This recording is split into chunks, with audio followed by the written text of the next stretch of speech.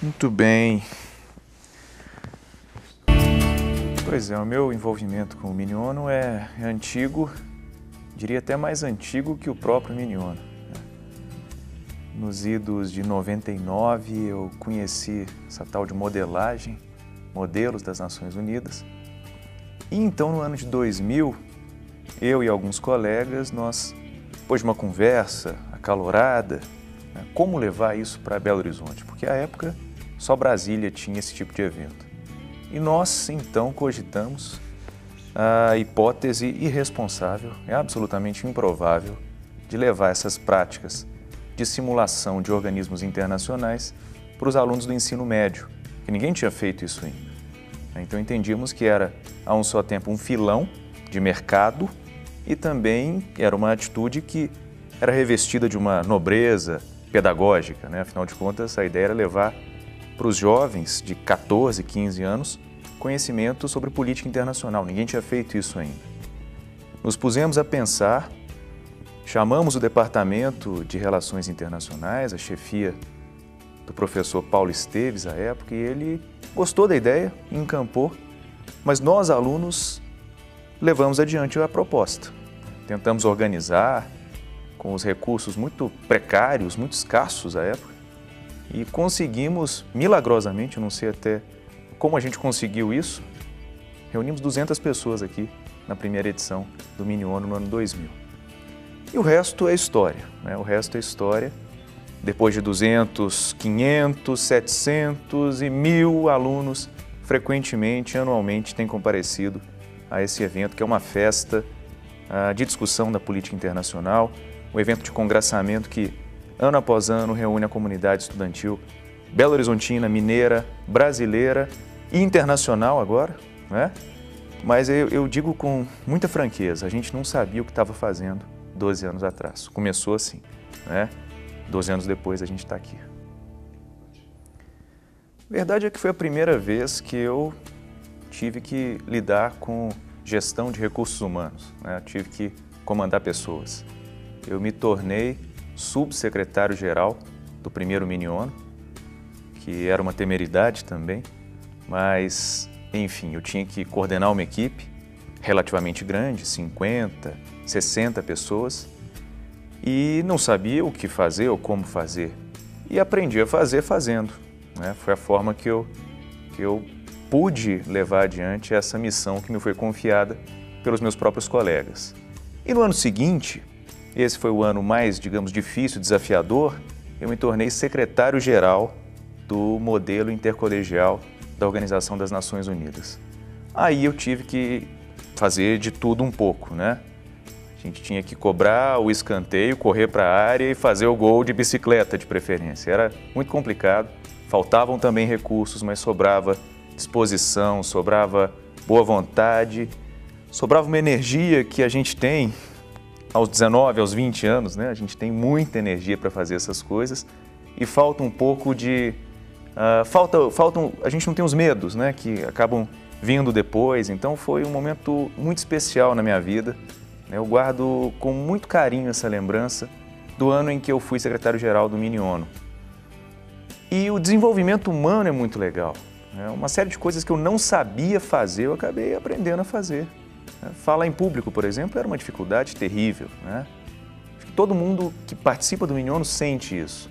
O Mini projeta uma série de características da pessoa, ela consegue desenvolver essas características, ela consegue desenvolver uma série de aptidões, de habilidades.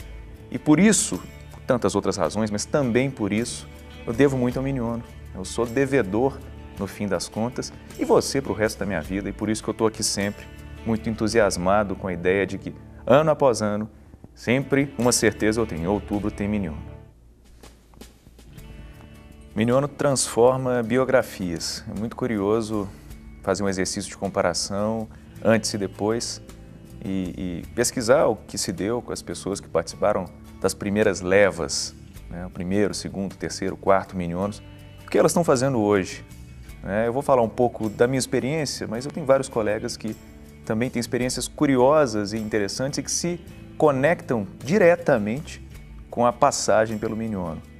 Depois que eu tive a minha passagem como aluno, né, eu acabei rumando para a vida acadêmica e me tornei professor, inclusive desta casa, né, permaneci por 3 anos professor aqui, e é uma das grandes alegrias que eu tive, foi justamente rever as pessoas, mas na condição de coordenador geral do Miniono, rever os alunos chegando aqui aos 15, 16 anos de idade, uma experiência que eu tinha tido 10 anos atrás.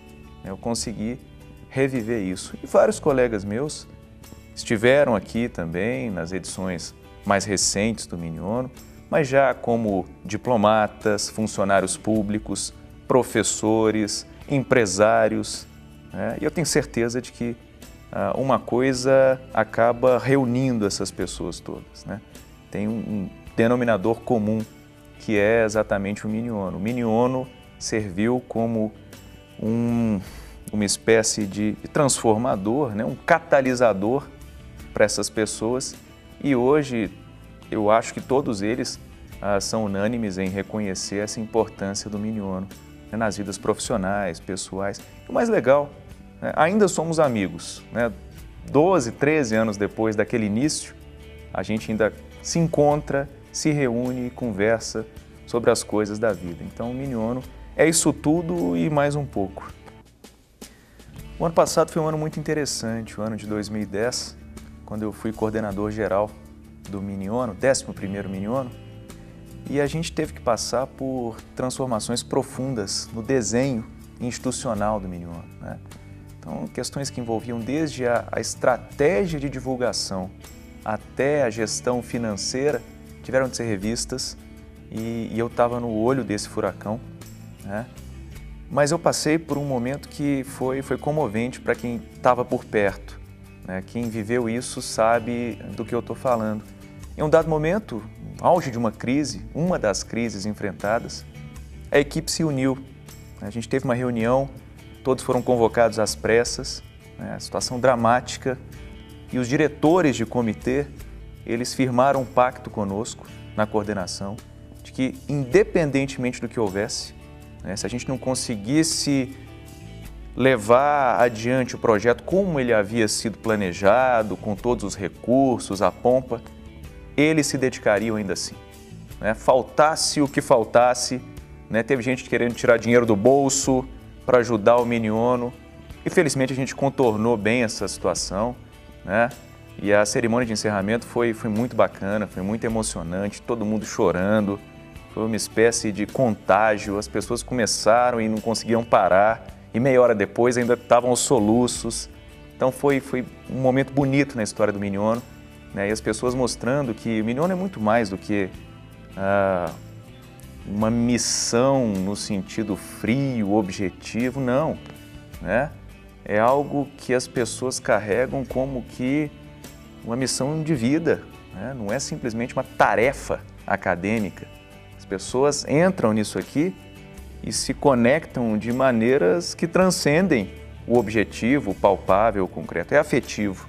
Ninguém está no Miniono que não por laços são efetivamente afetivos, né? Então é isso.